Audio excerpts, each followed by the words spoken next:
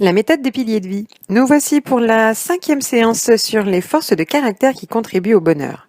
Dans la vertu de la sagesse et des connaissances, c'est-à-dire les forces qui contribuent à l'acquisition, à l'utilisation des connaissances et ce que l'on en fait dans notre vie, nous avons vu la créativité, la curiosité, le discernement et l'amour de l'apprentissage.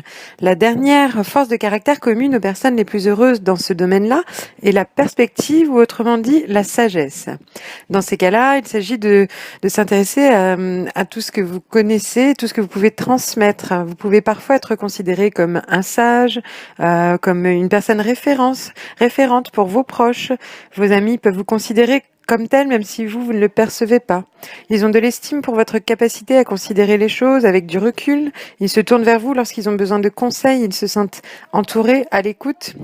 Vous avez une manière de voir les choses qui semble aussi logique aux autres qu'à vous-même. Tout semble naturel et possible. Vous avez une perspective et une forme de sagesse appréciée de tous. Voilà. Quelle est l'idée qui vous vient à l'esprit? Quel est le souvenir qui vous vient à l'esprit dans lequel vous pourriez considérer avoir cette force de caractère? À quel moment avez-vous eu la sensation d'être une référence en termes de parole, en termes d'écoute pour vos proches, pour des autres personnes? Quel est le niveau de cette force pour vous? Dans quel domaine de votre vie? Et avez-vous un souvenir en particulier qui vous revient à l'esprit?